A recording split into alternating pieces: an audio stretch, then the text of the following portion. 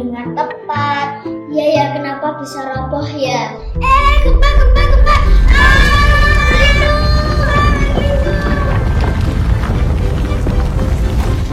Sudah berhenti. Jangan-jangan gedung ini roboh gara-gara ini ya. Kemarin kan ada angin kencang. Terus gimana caranya ya?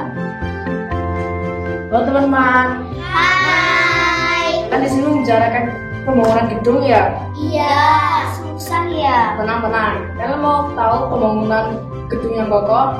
Mau.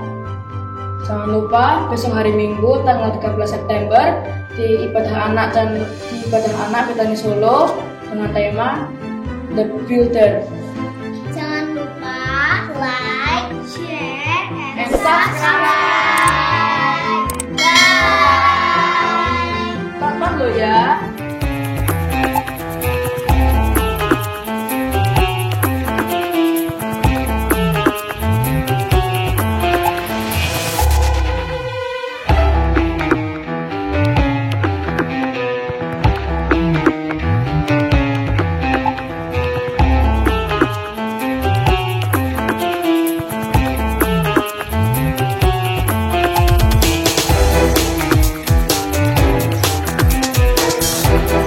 Selamat datang di Ronda Malam bareng Kak Afif.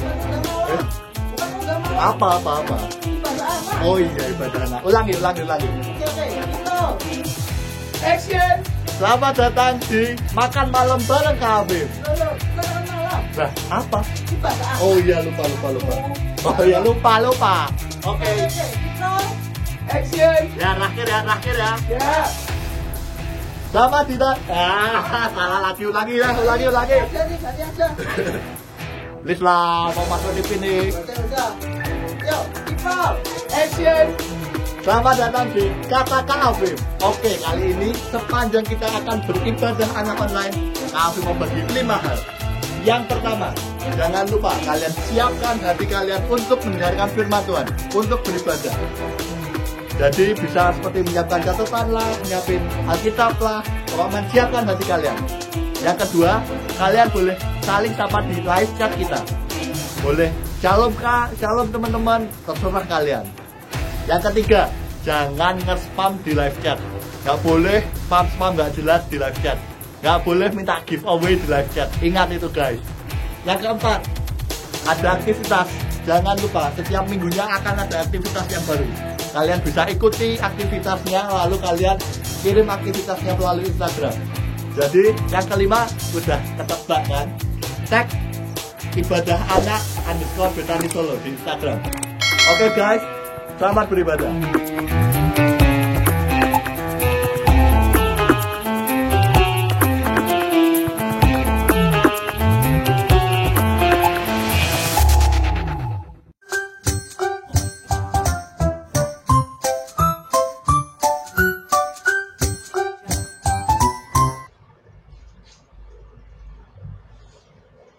Agen Abel, apa misi yang harus kita selesaikan kali ini?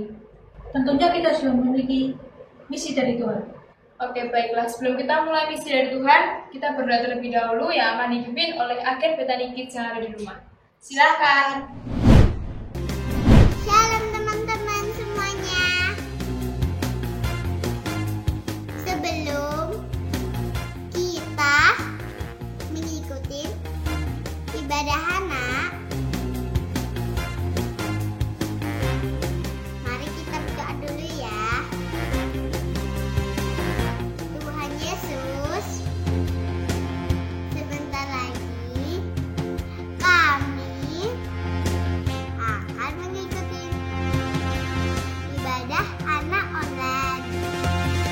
Berkati firman-Mu dan teman-teman yang melayani hari ini.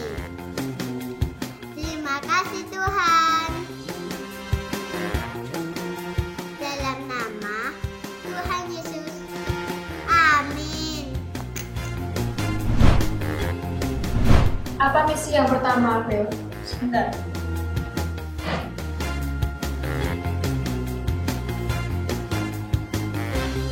Misi kita yang pertama adalah memuji Tuhan. Oke, kita memuji Tuhan dengan semangat ya. Shalom teman-teman. Shalom. Kita akan memulai ibadah kita hari ini. Yuk kita memuji Tuhan bersama-sama.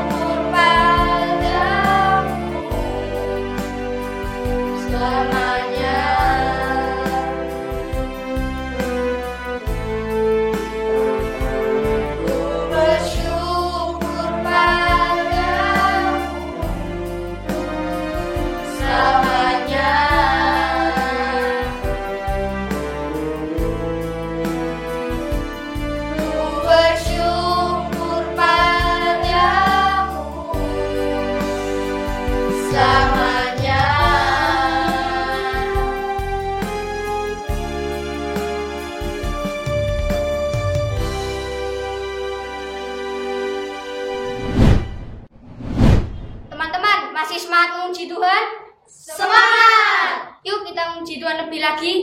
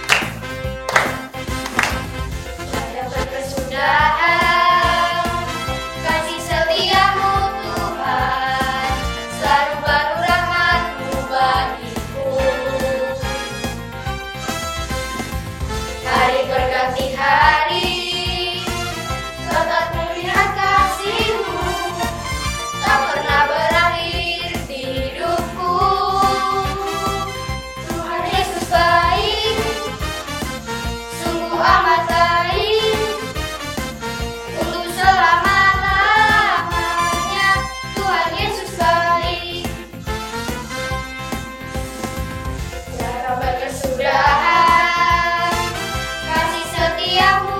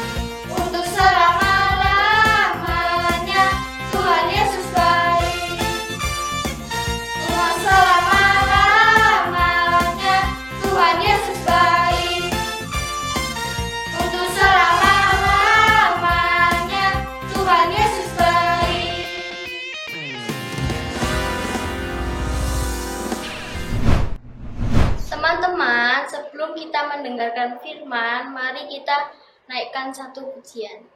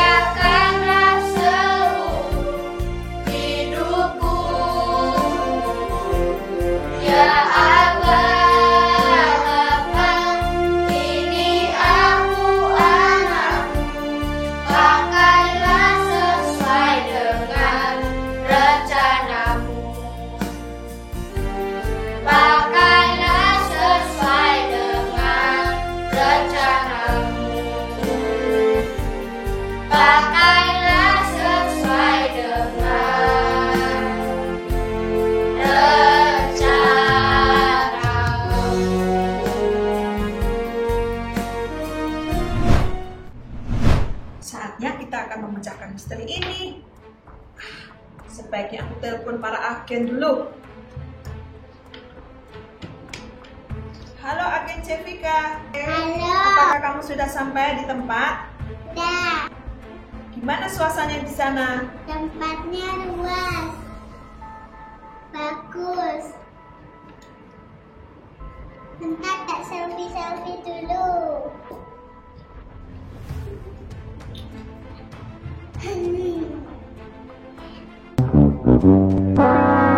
Sekarang Aku akan telepon agen nomor 2. Halo agen Titi, mana? Kamu sudah sampai di TKP? Sudah. Ceritakan apa yang ada di sana. Binatang besar, dinosaurus. Itu, di situ.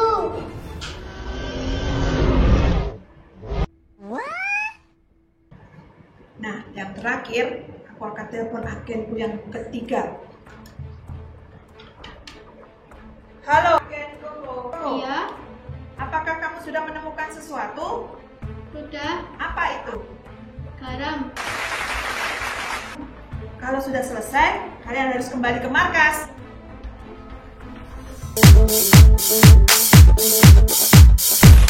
Sudah sampai di markas, guys. Ya, aku juga sudah sampai. Aku juga. Halo para agen. Halo. Masih semangat? Masih. Bagus. Nah, para agen, ternyata apa yang kalian cari kemarin itu kurang buktinya. Duh, sekarang kita harus cari yang lebih lagi. Kalian mau nggak memecahkan misteri ini? Mau. Masih semangat? Masih. Ayo kita katakan yang di rumah semangat. Semangat. Ayo kita pergi mencari bukti. Shalom anak-anak Betani yang ada di rumah. Nah, hari ini kalian pasti gak sabar kan untuk memecahkan misteri kali ini. Misteri kali ini kita ambil di dalam Alkitab. Nah, sebelum kita memulainya, alangkah lebih baik kita berdoa dulu supaya Tuhan memberikan pengertian kepada kita. Yuk kita berdoa. Tuhan Yesus, terima kasih buat siang hari ini. Kami saatnya mau mendengar firman Tuhan. Biarlah Tuhan pimpin, sertai kami di dalam kami mengikuti Tuhan, sehingga setiap anak-anak yang mengikuti boleh mendapatkan sesuatu yang indah di dalam Engkau. Terima kasih Tuhan, kami serahkan waktu ini di dalam nama Tuhan Yesus Kristus. Kami berdoa, haleluya, amin. Nah anak-anak, pendidikan kita kali ini kita mulai dari, kita lihat dulu film kali ini supaya kalian bisa mengerti kronologi bagaimana ada seorang yang sangat kaya raya, tetapi dalam satu hari dia kehilangan semua harta bendanya, bahkan dia juga kehilangan istrinya. Siapakah orang itu? Yuk kita lihat dulu filmnya. Pada waktu itu, Bapak Abram dari Mesir lalu pergi menetap di tanah Negeb.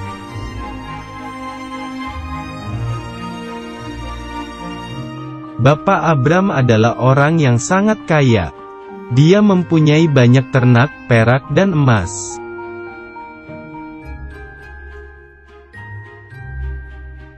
Setelah dari Negeb, lalu pergi ke dekat Betel.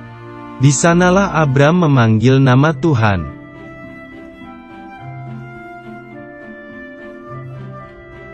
Bapak Abram mempunyai keponakan bernama Lot. Lot mempunyai banyak domba, lembu dan kemah.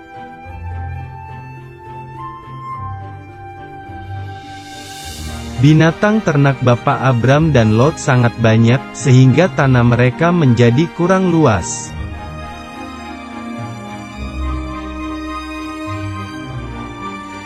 Tiba-tiba terjadilah perkelahian antara pelayan para gembala Bapak Abram dan para gembala Lot.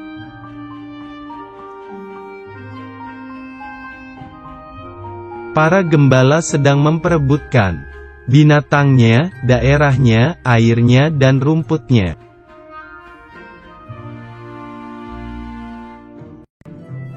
Bapak Abram menjadi sedih karena Lot adalah kerabat keluarganya sendiri.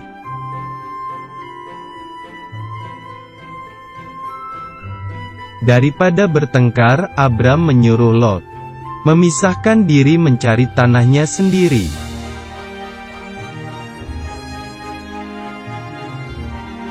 Bapak Abram memberi pilihan. Jika Lot pergi ke kiri, maka Bapak Abram pergi ke kanan, begitu sebaliknya.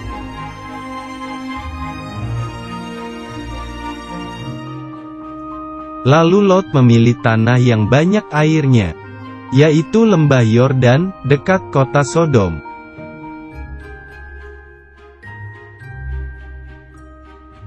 Kemudian Lot dan Bapak Abram berpisah, beserta dengan gembala dan harta bendanya.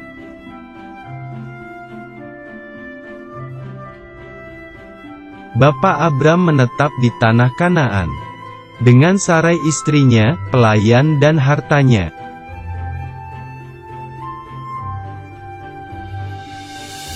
Tuhan berfirman bahwa keturunannya akan seperti debu tanah banyaknya. Nah, kalian pasti sudah melihat filmnya kan? Nah, anak-anak, kita lihat di sini orang itu adalah Lot. Lot itu siapa? Lot ini adalah keponakan dari Abraham. Kenapa nih ya? Lot ini bisa kehilangan harta benda ya? Dia kehilangan harta bendanya ternyata nggak cuma satu kali loh. Dia pernah mengalami 2 kali. Nah, kapankah itu terjadi? Tadi kita sudah saksikan kenapa waktu itu Lot bersama Abraham tinggal di Negeb, dan di situ dikatakan ternak mereka sangat banyak karena mereka diberkati oleh Tuhan. Tetapi ketika mereka ternaknya sangat banyak, para gembala-gembalanya bertengkar satu dengan yang lain karena memperebutkan lahan. Nah, di situ Abraham berkata kepada Lot, ayo tolong kita lebih baik berpisah saja karena lahan ini sudah tidak cukup lagi. Kamu boleh memilih duluan, ya. Kamu boleh memilih duluan. Kalau kamu ke kiri, aku ke kanan. Nah, di sini dikatakan Abraham berkata kepada Lot, silahkan, ya kamu pilih duluan aja. Nah, anak-anak, di manakah letak kesalahan Lot? Kesalahan Lot di sini adalah salah memilih. Kenapa bisa salah memilih? Kenapa Lot salah memilih? Karena harusnya ya dia itu kan ikut dengan Abraham. Harusnya waktu Abraham berkata, Lot pilihlah mana tempat yang pengen kamu diami. Nah, di situ Lot bukannya berkata, oh, kamu duluan saja Abraham, nanti saya. Tapi ternyata dia enggak.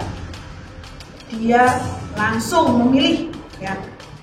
Dia memilih yang pertama kali. Dia lihat sekeliling ya daerah di situ, dan dia berkata, ini adalah tempat yang tepat buat saya. Nah, ya, tanah di sepanjang Yordan di situ, tanah yang sangat subur, dikatakan di dalam Alkitab sangat subur, bagus untuk peternakan di situ. Nah, setelah Lot memilih, apa yang terjadi dengan Lot? Di sini ya dimulai masalah itu dimulai dari ketika dia sudah memilih satu tempat di sepanjang Yordan yang bernama Sodom dan Gomora ya. Nah, di situ anak-anak yang dikasih Tuhan, kita lihat di sini yang pertama kali masalah yang timbul ketika Lot salah memilih. Yang pertama, dia menjadi tawanan raja dari timur. Ketika Lot sudah ada, dia menetap di pinggir kota Sodom di situ. Tiba-tiba terjadi raja dari timur menyerang kota Sodom dan Gomora. Di situ mereka ditaklukkan rajanya dan rakyatnya dijadikan tawanan. Lot dijadikan tawanan bersama keluarganya dan harta bendanya dirampas oleh mereka. Tetapi oleh karena kemurahan Tuhan, Tuhan mengirimkan Abraham untuk mengambil semuanya itu, membebaskan Lot dari tawanan musuh dan mengembalikan harta benda itu. Itu baru sekali. Nah, anak-anak, letak kesalahannya lagi di mana? Lot ini tidak mengucap syukur kepada Tuhan. Dia juga tidak pindah tempat. Dia masih tetap ada di kota Sodom. Padahal di situ dikatakan kota Sodom penduduknya adalah orang-orang yang sangat jahat, orang-orang yang tidak takut Tuhan.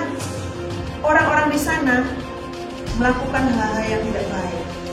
Nah, Lot ini malah menetap di situ. Nah, kesalahan ini apa akibatnya? Yang kedua, dia mengalami kotanya dimusnahkan oleh Tuhan. Di sini Tuhan berfirman kepada Abraham bahwa dia akan memusnahkan kota Sodom dan penduduknya, tidak ada terkecuali. Tetapi Abraham berkata, jangan Tuhan, biarkan ada orang benar itu kau selamatkan juga. Dan akhirnya Tuhan memberi keselamatan kepada siapa? Lot di situ. Nah, sebelum Bungsu lanjutkan lagi analisa kita hari ini, kita mau lihat seberapa ngeri penghukuman Tuhan atas Sodom dan Gomora. Yuk kita lihat lagi videonya.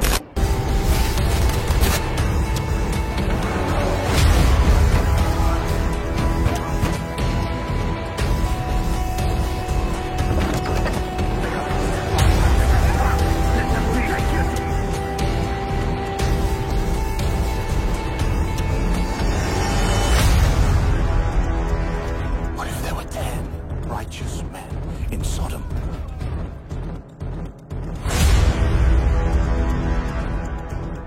Even if I find only 10, I will save the whole city.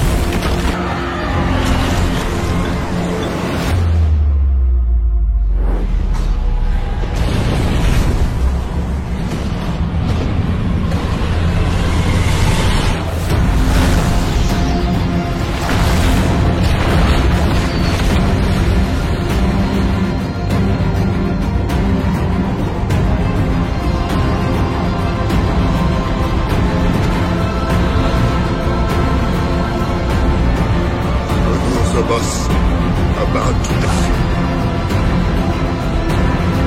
We salute!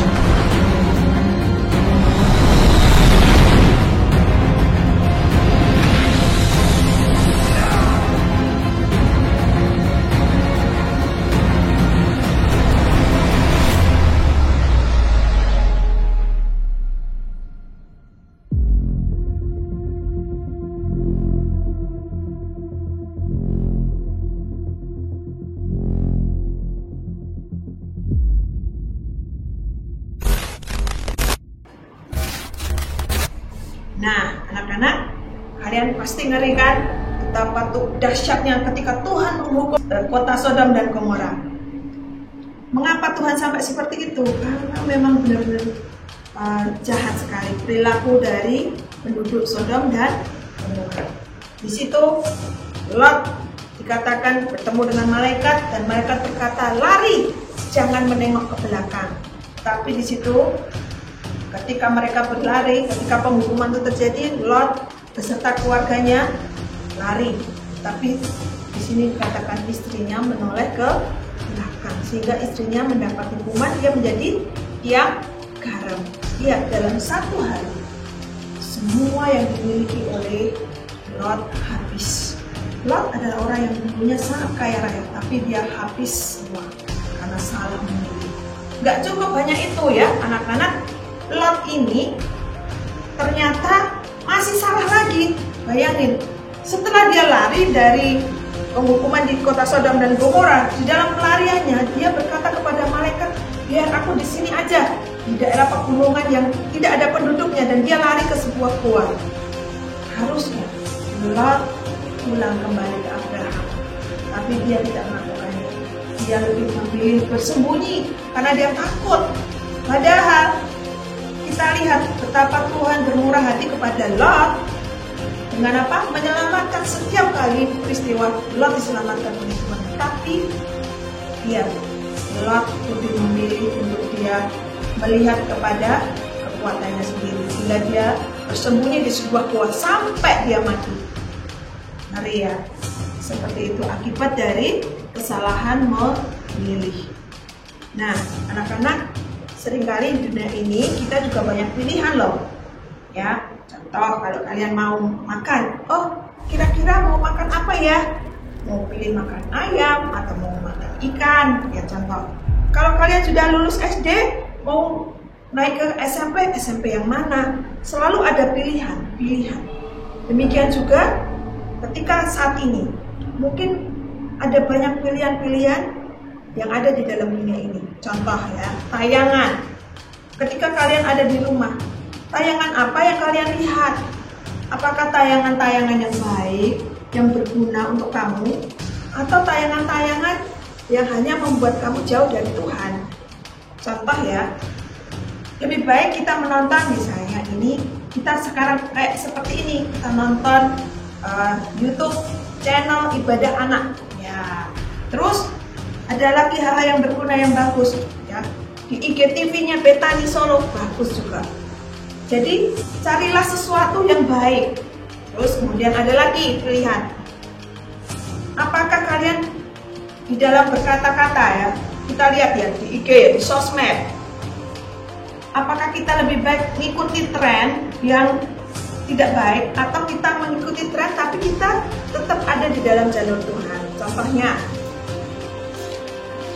di dalam sosial media ya, kita ngomong, kita kasih komen yang ngomongnya yang jelek-jelek ya, komentarnya sampai mungkin kita lihat foto, ini gambarnya, waduh ini jelek, ini gambarnya terlalu gendut, terlalu apa, nah lihat ini, kita bisa memilih menjadi orang yang baik atau tidak baik. Kita bisa memilih berkata-kata baik atau yang tidak baik. Tapi lihat, kalau kita salah memilih, ketika kita mungkin memilih kata-kata yang nggak baik, ada konsekuensi di dalam kehidupan kita ya. Nah, contohnya ya, Ibu kasih ilustrasi seperti ini.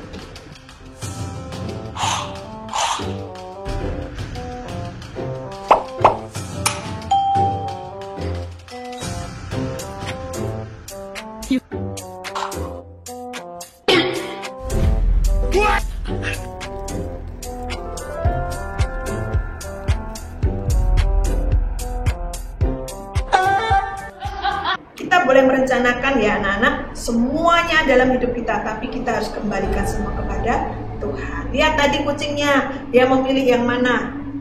Dia pilih, dia dapat gak makanannya? Dapat, tapi cuma satu. Padahal di sebelahnya kalau dia pilih, dia bisa dapat banyak banget ya, berkati melimpah. Ya, anak-anak Tuhan, jangan sampai kita salah pilih seperti Lot. Ya. Gimana caranya supaya kita nggak salah pilih? Ada 3 hal yang mesti kita lakukan. Ya, di dalam Yosua 1 ayat 7 dan 8 di situ dikatakan, janganlah engkau lupa memperkatakan kitab Taurat ini supaya engkau bertindak hati-hati sesuai dengan segala yang tertulis di dalamnya, sebab dengan demikian perjalananmu akan berhasil dan engkau akan beruntung. Artinya apa? Artinya kita harus rajin membaca firman Tuhan. Kenapa firman Tuhan harus dibaca? Firman Tuhan sudah menjanjikan, kalau kita memperkatakan firman Tuhan, dikatakan perjalanan kita akan berhasil, kita akan beruntung. Ingat, baik-baik ya, kita harus selalu rajin untuk membaca firman Tuhan. Kemudian yang kedua adalah senantiasa mengandalkan Tuhan. Seperti dalam Yeremia 17 ayat 7 dan 8, di situ dikatakan, diberkatilah orang yang mengandalkan Tuhan dan yang menaruh harapannya kepada Tuhan. Ya, di situ dikatakan kalau kita mengandalkan Tuhan, kita akan diberkati. Lihat contoh tadi, Lot dan Abraham. Abraham diberkati terus sama Tuhan. Karena apa? Abraham selalu mengandalkan Tuhan. Abraham selalu bertanya kepada Tuhan. Bahkan kalau dikatakan, kita lihat, kita baca di Alkitab, Abraham pun sampai mati, dia dikuburkan di tempat yang layak. Dia ada di tempat yang sudah disediakan. Nah, anak-anak, inilah kalau kita mengandalkan Tuhan, apapun masalah kamu saat ini, ya mungkin bosanan atau apa, tapi biarlah kita terus mengandalkan Tuhan, terus mencari Tuhan. Kemudian yang ketiga, yang terakhir, yaitu kita harus melekat kepada Tuhan. Pentingnya melekat kepada Tuhan apa? Supaya kita tetap ada di dalam perlindungan Tuhan. Kalau kita melekat itu menempel, ya, menempel. Kalau kita menempelnya kuat-kuat, apapun goncangan, kita akan tetap ada bersama Tuhan. Mazmur 91 ayat 14 di situ dikatakan, sungguh hatinya melekat kepadaku, maka aku akan meluputkannya, aku akan membentenginya, sebab ia mengenal namaku. Lihat di sini. Ketika kita melekat kepada Tuhan, apapun yang terjadi dalam masalah kita, apapun pilihan kita, ketika kita pasrahkan kepada Tuhan, maka kita akan berhasil dan beruntung. Firman Tuhan berkata, engkau akan berhasil dan beruntung. Engkau akan diberkati. Dan Tuhan akan melindungi dan membentengi kita.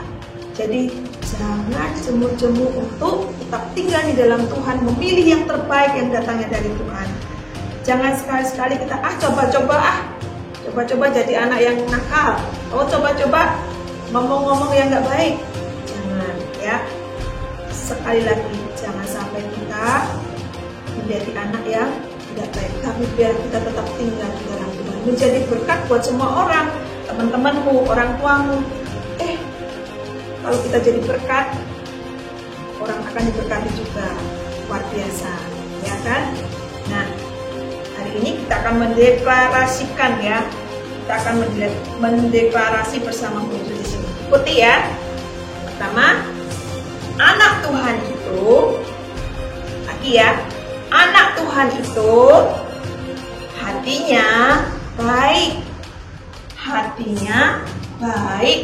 terus matanya baik, matanya baik, terus mulutnya baik, pikirannya baik, terus terakhir tingkah lakunya juga baik, ya. Wah, senang sekali ya bisa berdeklarasi bersama kalian. Musuh percaya bahwa kalian nanti akan menjadi anak-anak yang diberkati Tuhan, anak-anak yang akan melakukan sesuatu yang besar di hadapan Tuhan.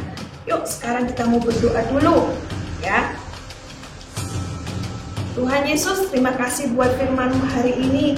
Kami percaya dan yakin Tuhan bahwa firman-Mu sudah menjadikan kami Tuhan untuk menjadi anak-anak yang sungguh-sungguh mencintai Engkau Tuhan. Kami percayakan anak-anak yang di rumah Tuhan, buat mereka Tuhan, di masa kecil mereka, sampai nanti mereka dewasa Tuhan. Tuhan tolong Tuhan pimpin supaya mereka tidak keluar dari setiap jalur-Mu Tuhan. Buat mereka anak-anak ini Tuhan menjadi anak-anak generasi-Mu yang diberkati Tuhan, generasi yang takut akan Tuhan, generasi yang mendengar Engkau Tuhan. Sungguh Tuhan, kami percayakan anak-anak kami yang ada di rumah saat ini Tuhan, juga orang tuanya Tuhan, Kau pimpin mereka untuk membimbing anak-anak kami yang ada di rumah Tuhan. Terima kasih, kami sungguh bersyukur untuk hari ini. Di dalam nama Tuhan Yesus kami sudah berdoa dan mengucap syukur. Haleluya, amin. Shalom, sampai ketemu lagi. Misi kita yang kedua adalah aktivitas hide and seek. Contohnya gimana Akin Shelly? Contohnya yaitu kalian buka Imamat 15 ayat 20, lalu cari kata ke-8 dari depan, lalu setelah kalian temukan jawabannya, jangan lupa kalian selfie dengan jawaban yang telah kalian temukan, lalu upload ke IG kita di @ibadahana_betani_solo. Dan jangan lupa soal-soal untuk aktivitas ada web di bawah ini. Jangan lupa juga untuk share, komen, dan subscribe channel Ibadah Anak Betani Solo. Terima kasih juga pada para volunteer yang sudah membantu misi kita kali ini. See you and God bless you.